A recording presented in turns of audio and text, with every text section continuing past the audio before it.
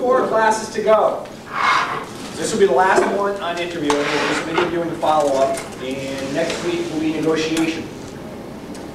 And I can't believe we'll have a class the week after that, but we'll talk about it next week and see if there's any outstanding questions that people do have. But since there hasn't been a lot of questions at the end of each of these classes, I'm not sure if there's a need for a final class on week 15. So hopefully we will finish the entire set of lessons before Labor Day. And as you all know, they are videotaped, and if you missed anything from before, you can pick up a videotape and rent it out from Kathy Buster.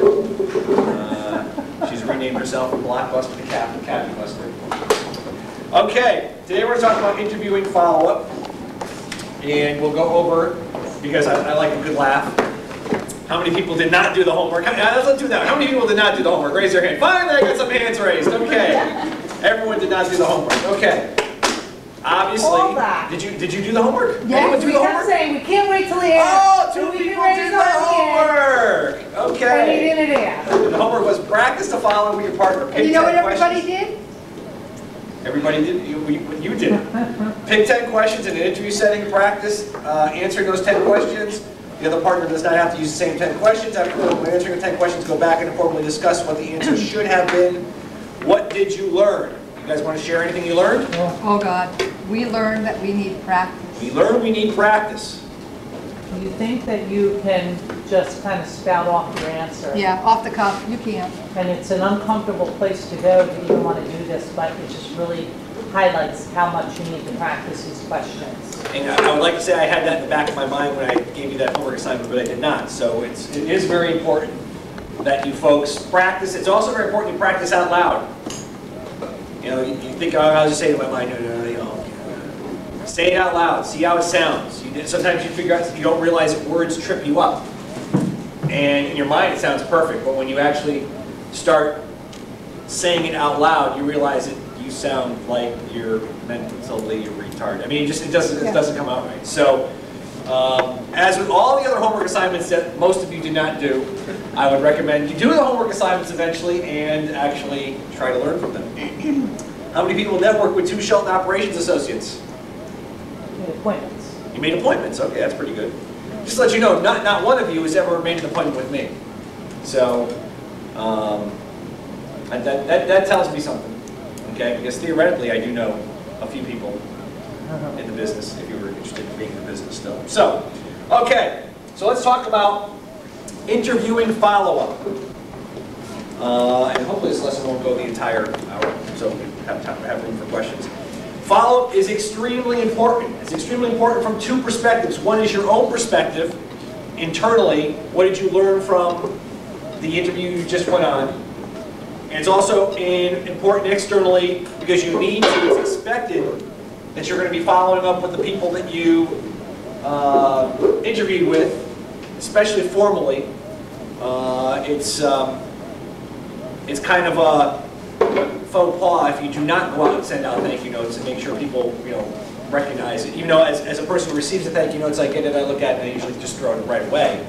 But it is a necessary type of thing. Just like when you're getting married and you get presents, right, Mandy? You have to write thank you notes. Yeah, okay? I haven't gotten to that part yet. She hasn't gotten to that part yet. But didn't you have a shower this weekend? Yeah. You have to write your thank you notes for a shower. I took 2 days off to do that, and I didn't. I was too busy playing with everything. If you don't write thank you notes, you don't get more gifts. And what you want is more gifts, okay? And same thing with job thing. I mean, again, if you don't get a job here, okay, one good reason of writing a thank you note is to leave a positive impression on the person you did not get a job with, because you might go back and network with a person that you talked to.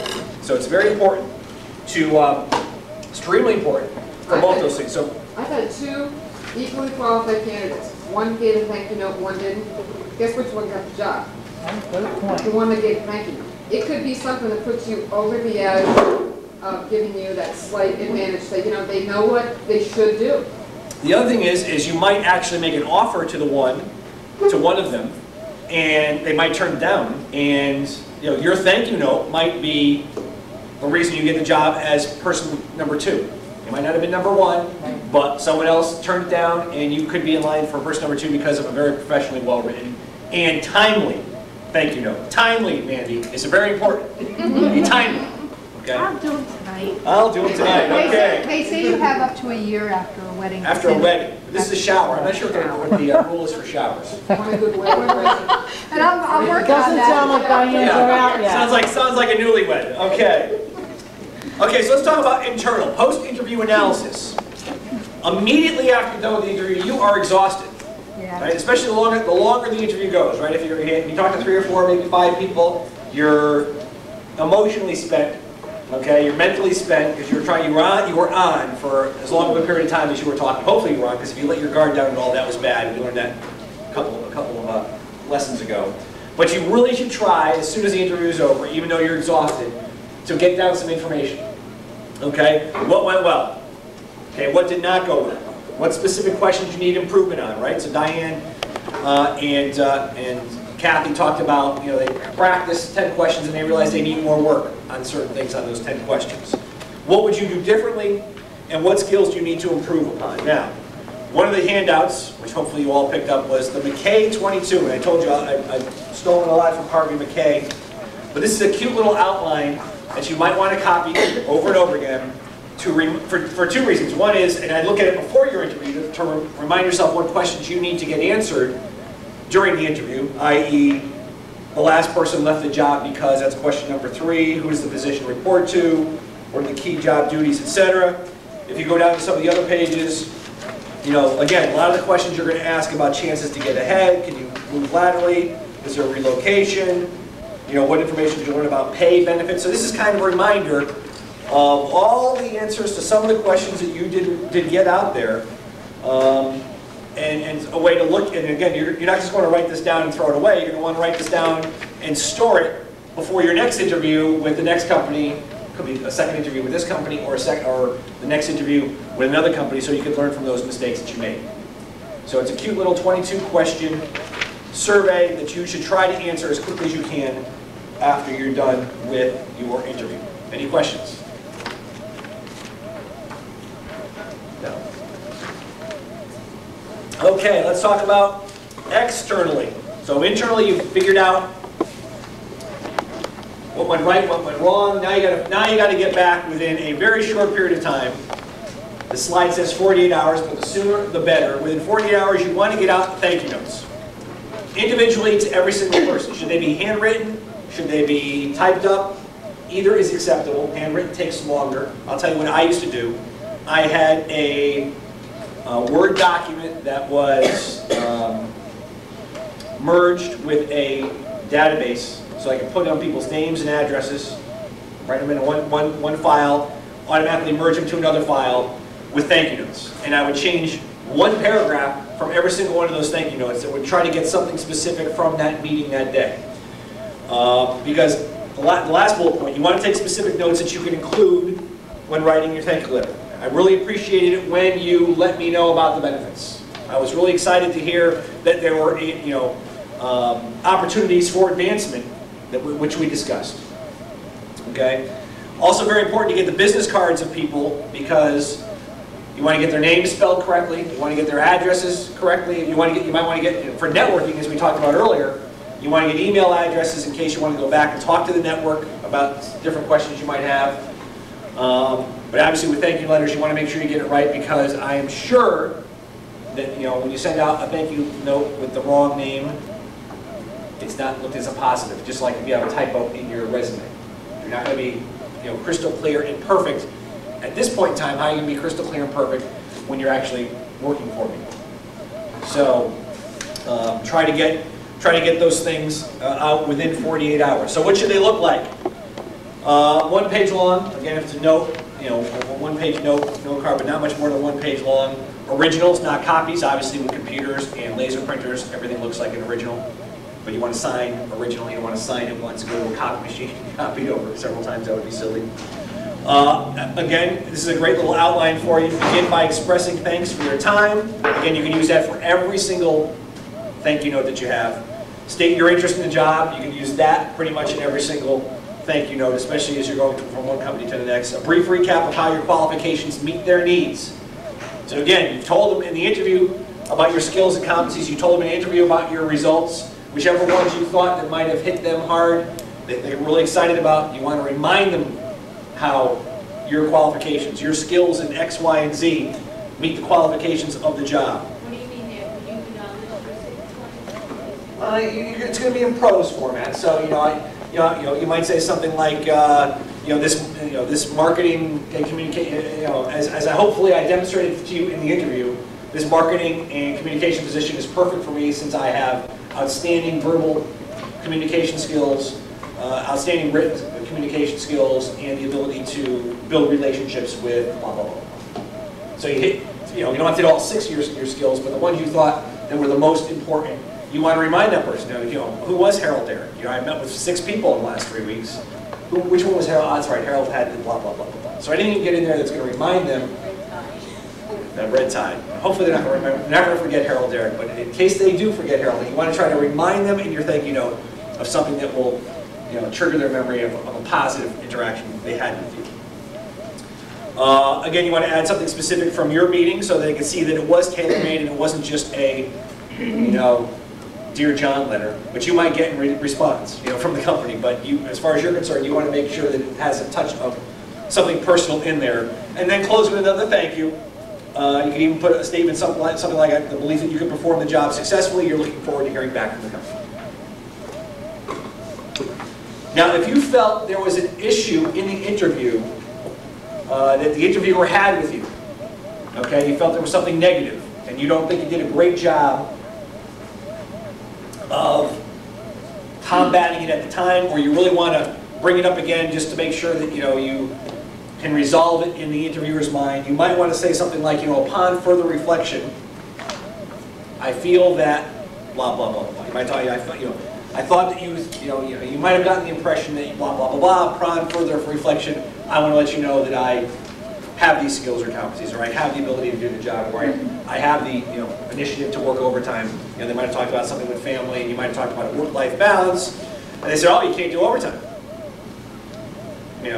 Well, upon further reflection, you might have gotten the wrong impression that that you felt I couldn't do overtime, and now I'm going to do whatever it needs to be successful in my career for this company. So, it might be part of the things that you're doing when you're looking at your internal stuff that you thought didn't go well. You have one more chance to rectify it. It's not a great chance, but at least it's one more thing you could throw out there. Any questions on thank you letters? Do you send one every time you have an interview, second interview? Yes. Yes. Usually not talking to the same people. Oh, that's good. But you And again, say, can I have your business card? So the question was, should you send one out at first interview, second interview, third interview? The answer is yes, because usually you're not talking to the same people. You still might be talking to the same HR person, but again, again, thank them for their time. I'm even more excited than the last time I came in after I talked to Joe and Mary and Tom, hopefully, just a quick reminder to send me the package of benefits that we talked about at such and such. Love and kisses. But again, anytime you have a chance to leave a positive impression, you want to leave a positive impression. Should you follow up by telephone? If you haven't heard from them in several weeks, I guess the answer is yes. Obviously, one thing you're trying to get out of the interview is, when am I going to hear from you again, right? And so they might say, well, we're still interviewing some candidates, and we're not sure when that's going to finish up. Well, what's your gut feeling? What do you think? Next 2 weeks, 3 weeks? Yeah, probably within 2 weeks we should interview all the candidates. Well, now in the back of your mind, you've just set up a 2-week time frame that you're going to be calling them up in 2 weeks. You're not going to tell them, well, if I don't hear from you, I'm calling you up in 2 weeks. You're going to call them up in 2 weeks or 1 day. And say, hey, I just hadn't heard from you. Wasn't sure if you finished interviewing all the candidates yet. Oh, no, it took a little longer. It's going to be another week. Okay, great. Well, hopefully I'll hear from you then. I'm still interested in the job. I'm still excited. Blah, blah, blah, blah, blah. What about email? You could use email, but do they get the email? Do they respond to the email? You want an answer. You're just going to wait for another week. Right? You send an email and they don't hear from you in another week. Now, when do you send that next email? So, we're talking, theoretically, there's an interest in you, right? They look at your resume, they brought you in for an interview, they talked to you for several meetings. They're still theoretically interested. I only asked that because when they first contacted me at the last interview, I was they did it via email. So I was like, I can call, but I actually did try and follow up via email, and the guy that I sent it to get the interview referred it to the hiring manager, and she answered me. So again, the question with email, I mean, obviously after you met them, now you have a personal relationship. Before you meet them, you can go either way. But telephone, in my opinion, is always best. What? If you call and no one answers, should you wait till you get a person or should you leave a message? Play it by ear. So, you know, if it's like within 2 weeks, okay, you just hung up, you hang up. Or you leave a message the first time, and then you call up again, and you don't leave a second message. You just wait until, it's the same thing with networking. You call a message, you leave a message, 2 days later you call again, you don't leave a message. You just try to get the person live, you try calling up early in the day or end of the day to make sure you're outside of their administrative assistant's time frame. Maybe during lunch, because admins go to lunch, you know, between 12 and 1. Kathy does every single week, every single day. I'm just kidding. She has her mouth full, that's why I can actually say something without her responding to me. So it's kind of, you got to play it by ear. You don't want to have 10 messages in 10 straight days, because now all of a sudden you look desperate. So it kind of gets back to that dating analogy as well, you know. That's pretty hard to get. Yeah, you don't want to sound desperate. You want to follow up by telephone if you've received another job offer. That's the most fun time, okay? When I got my Guardian job, there was a set of circumstances that took a lot more weeks than they expected. My new boss had a back injury, he was out shoveling his driveway, he got hurt, so he was actually out of the office for 3 weeks. So I was put on hold week after week after week. Well, all of a sudden he was back, they're still saying, oh, we're still interviewing for more candidates. All of a sudden I got a job offer from Company B. Called them and said, oh, by the way, I just want to let you know, I got a job offer for Company B, they're looking for an answer by the end of the week. Oh, thanks for telling us that, boom, boom, boom. Got an offer by the end of the day. Okay, so you might not get an offer by the end of the day. It still might say they're still interviewing 2 or 3 more candidates, but sometimes it lights a fire under the button. And if it doesn't light the fire under the button, then all of a sudden you have a difficult decision to make. I have this offer, do I take it? But I really like job A. You know, it's not an easy decision. When something affecting your So do you application. take job B until A gets up off their chairs and? Well, that's a moral and ethical question that I did that. you've got to ask yourself. I mean, Mark really? did do that. I worked at Hartford Hospital, but I wanted to work here. The Yeah. Hartford Hospital was like right there, they offered me the job. So I went with them, and like 3 months later, I got a call from here. Now, chances are you're never going to get a job from that company again. Yeah, he can't. I don't think he can go back to Hartford Hospital unless everyone changed. I mean, and that their records are terrible. They don't look up his name in the database. But once you've, screwed a company by leaving right away. When you handle that, like, I'm giving you notice for a week. Yeah, I mean, I didn't just get up and quit. What's the matter? They spent a lot of time, energy, and effort in hiring you. They didn't hire any of these people that were pretty good candidates. But now I got to start all over again. I'm pissed. You kidding me? I'm pissed. But but I got a better offer. and I don't care. you weren't I'm able pissed. to- You made a commitment to me. Unless you want to meet, want to match it. Okay, so you get married, and 3 weeks later you find the man of your dreams. Unless you want to match the offer. I mean, a commitment is a commitment. I mean, I think the hiring company would feel that you were slighting them and you would not have, I think it's safe to say you would not have a future chance at that company. Right. But if you don't care, then you do what's best for you. You gotta I take. mean, not everyone take will a have to work chance. there. Right. Right. Well, but the other issue you have, part of it is that company. The second part of it is that hiring manager moves to another company. Now there's 2 companies that aren't going to hire you. And it might be more, because you never know where they're moving or who they're talking to, and how they're going to remember you. I mean, do they remember Mark 5 years later? I don't think it's a good question. People aren't loyal to companies anymore. I mean, Understand that. and the companies I think are there's not. extenuating circumstances. They knew I was driving 60 miles a day to get up there. They also knew that you were planning on moving. I've been thinking about it. You were thinking about moving. You were looking in the area. I mean, again, it's moral and ethical. I mean, I've never done it. It's not illegal. It's not illegal because Connecticut's an at-will state. So in other words, you could quit tomorrow. So just like it's a moral and ethical decision to give 2 weeks notice. We've had people who've not given 2 weeks notice, and they're on my mind. I would never ever hire them again or recommend them. A company spends money on a new employee, between getting you signed up for all your benefits, training you, all that Wearing a stuff. PC. Yeah, getting you all set up and everything. It's not looked at positive. No. But there could be extenuating circumstances. Maybe Mark was on unemployment, it was going to run out, he couldn't afford to. Mark had a pay job. that. No, Doesn't no. need a company license. He had a job when he got this job? In Hartford Yeah. Hospital? No, no. No. When Hartford Hospital hired him, his unemployment might have been running out. He needed to get a job, Well, that's and it was his reason. better to Yo, have it. guys, Right. So, I mean, there could be you guys, extenuating anyone in the circumstances. world can convince themselves of what they're doing is right about Right, anything, yes. including murder. Okay, I murdered somebody because they did something bad to somebody. You can justify anything. Yeah. Okay, the question is it morally or ethically right or wrong? And what I'm giving you is my opinion, Maureen gave you her opinion, that the hiring company that you're screwing would not look upon it favorably. Just like the man you just married who left you 3 weeks later because he got a better offer, you wouldn't look at it favorably.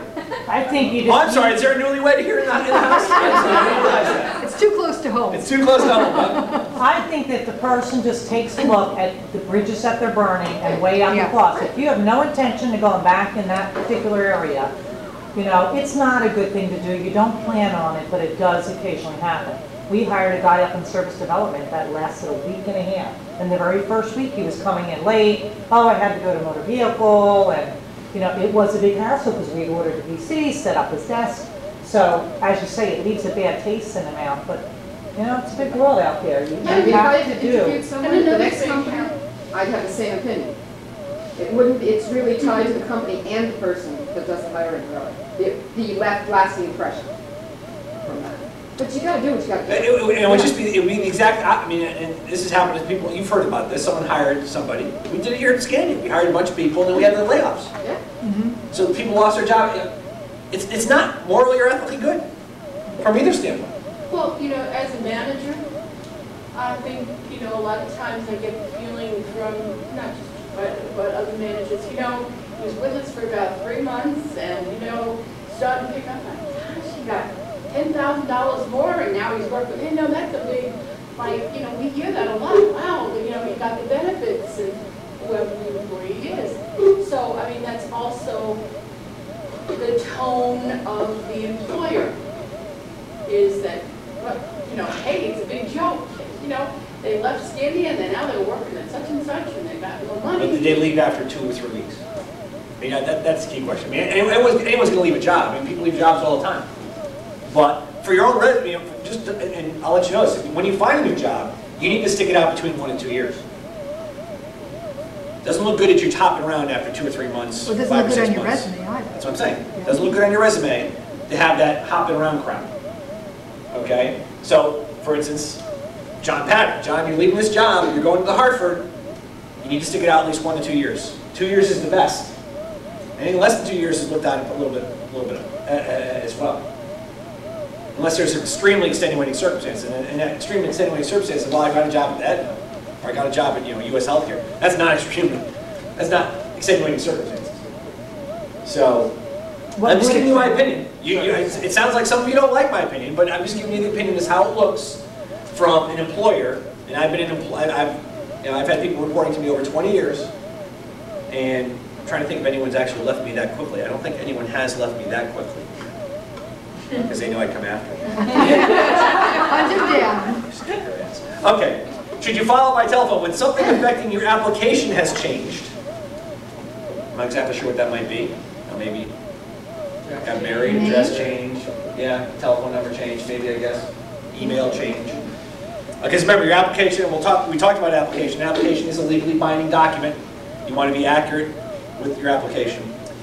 And when you've officially been turned down, you might, a lot of people don't do this, but you might want to call up and ask for constructive criticism. What could I have done better? What, if you were me, what would you have done differently? What was, how come I didn't get the job? I'm trying to learn from this encounter, learn from this area, and be professional while you do it. Thank them again. This might be someone you might be able to call up later on to network with. You might wait 2 or 3 weeks to say, oh, by the way, Joe or Jane from HR, we talked several weeks ago, he turned me down, but by the way, I'm still looking in this industry. I was wondering if you knew anybody, you might be able to recommend me to that I could have a conversation with on a networking basis. And if you left a good impression, they might say yes. Do people usually do constructive criticism if you ask?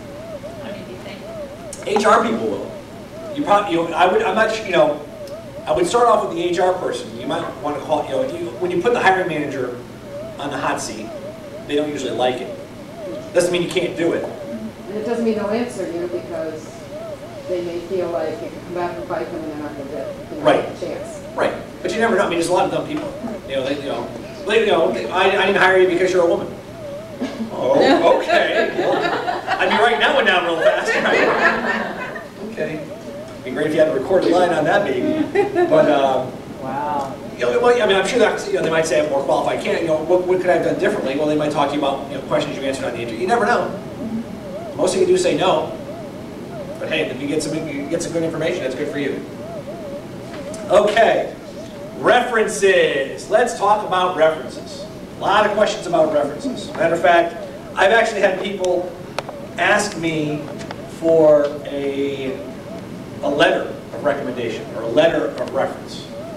And except for certain industries where you're required to have them, they're pretty much worthless, and I wouldn't recommend anyone asking me or their supervisors or anyone around for a letter of reference, because they really don't mean much.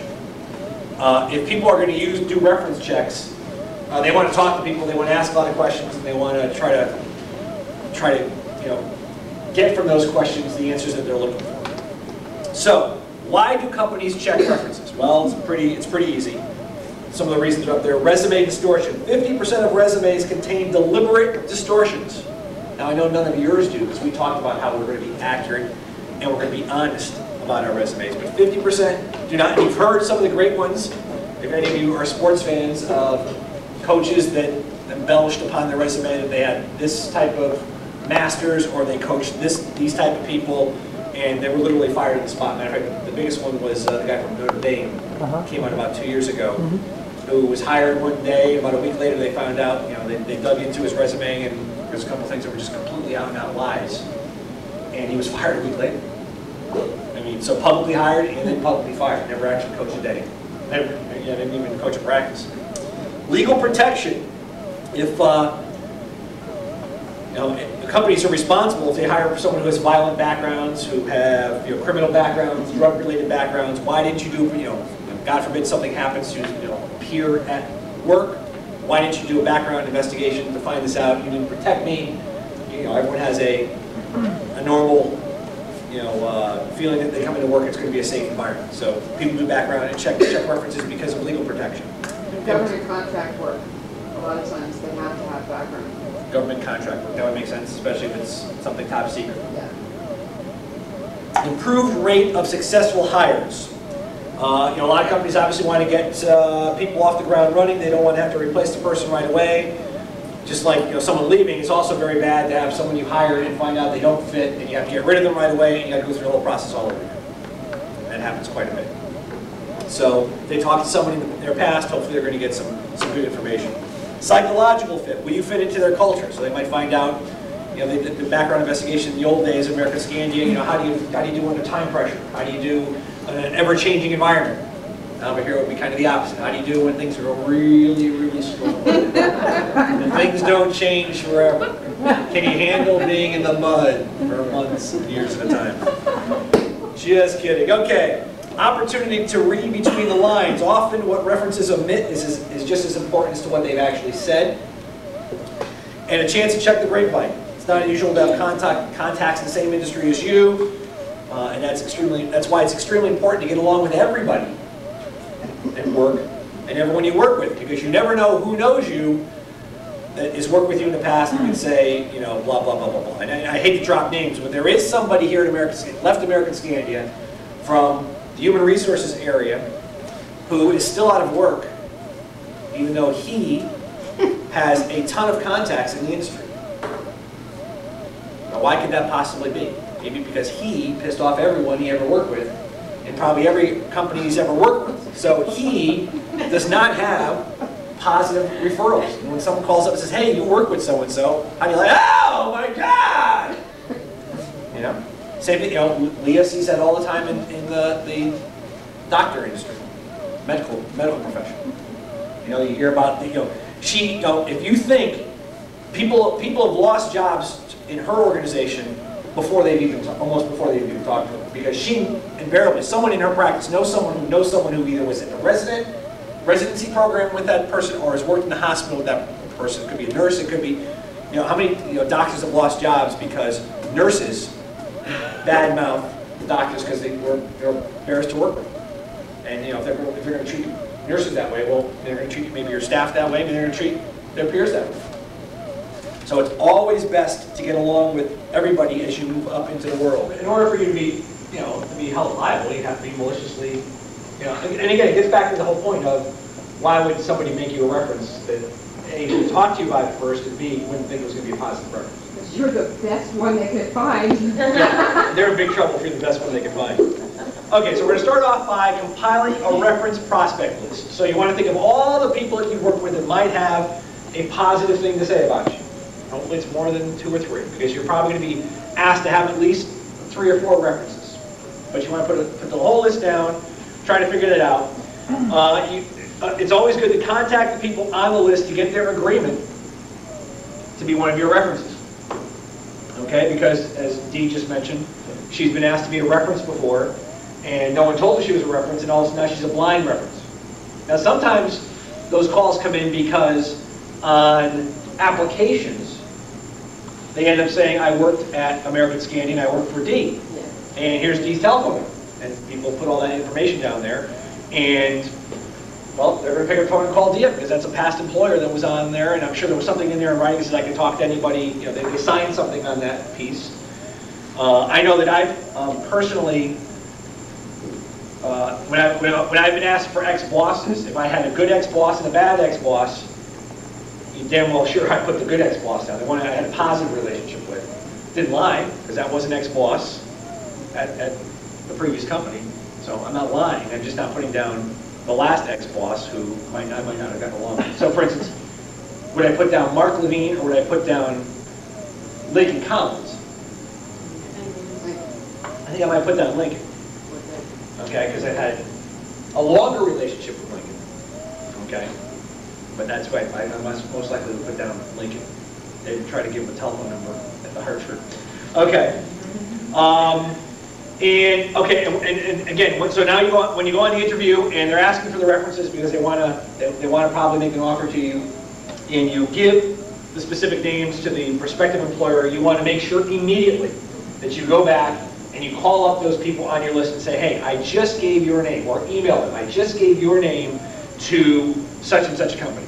And we'll talk about what you need to be telling these people so that you can give them some coaching without, actually influencing them too well. You want to influence what they say, but you don't want to tell them exactly what they say. But you want to make sure that you've told people you've used their name. You might be getting a call, and that's happened to me quite a few times.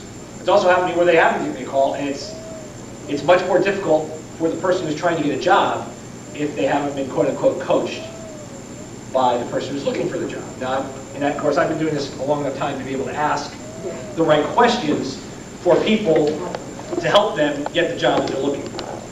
So, who are the possible prospects to be references for you? All the normal characters, right?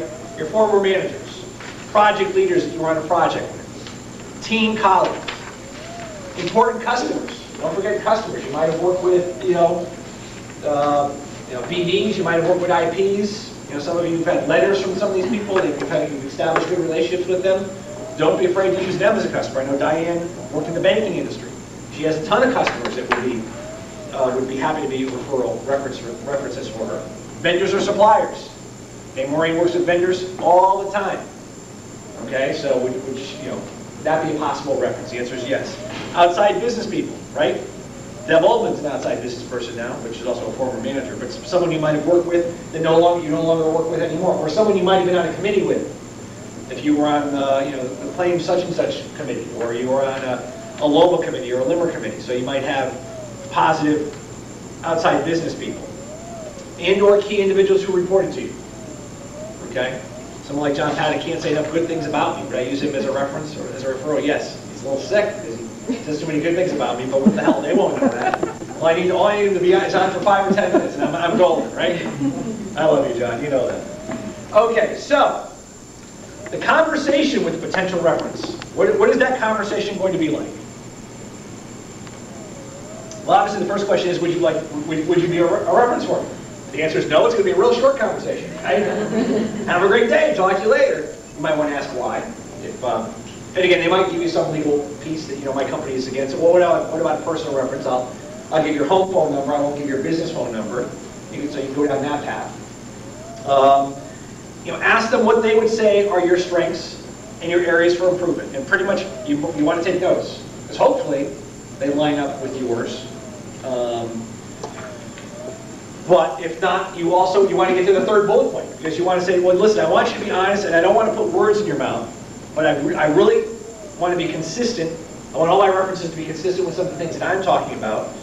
And what I've done is I've put together, you haven't done this yet, but you're going to be doing this. You're going to put together an outline for them to show them what you've been emphasizing on your interviews. And you'd like to be able to email that outline to them, send it to them, and email's fastest obviously, but you can mail it to them so that they can see what you're saying. And if they feel comfortable with what you put down there, then you'd appreciate it if they would use some of the examples and some of the things you put down there for consistency's sake, right? Because, again, if you have 5 references and they all ask for a weakness and you haven't coached them and they all come up with a different weakness, they've added 5 weaknesses to the one you came up with, which was completely different than the one you came up with. So now you have 6 weaknesses. But if they all see that you all have the same weakness, and Diane and I were talking about the weakness she was going to use earlier today, and I agree with that weakness. Now, there's some consistency here. She asked me to be a reference, and she gave me this piece and said, here's what I think my weakness is. I would be very comfortable giving that weakness out to anyone who's asking me for a reference. So you're trying to coach them, you're trying to influence them, but you're not telling them what to say, because you can't. You ask me to be your reference, and I can tell you one thing and I can beat the crap out of you behind your back. You're never going to know that. So there's obviously got to be some trust factor there. As part of the conversation, the initial conversation, you'll tell them, look, I won't give your name out unless I'll make sure I call you before you get called. In some cases, you need to call really, really fast because those calls happen that day, but most likely they don't happen that day. And I think you also want to say, oh, by the way, if you have a chance, can you call me after you talk to the company, just so I get a feel for what the questions were and how the conversation went. So these are 5 very important bullet points in terms of getting a job. Make sure you're talking to reference. Obviously, if you trust the person, it's an ex-boss, it's somebody you had a very good relationship. It's going to be a lot easier than if they're arms or 2 arms away. So for some of the people in your room, if you haven't directly reported to me, asking me to be your reference might not make the most sense. Asking your direct boss to be a reference, asking business colleagues to be a reference, those things make a lot of sense. And then again, coaching them is to what you're going to say. So, what would that coaching look like? You want to prepare a reference outline. I think that's going to be your homework today that you're not going to do for the next class. But you want to prepare a reference outline that talks about some of the same things you're going to talk about at the interview. Right? Here are your top skills. Here are your top accomplishments. Here are your top specific measurable results.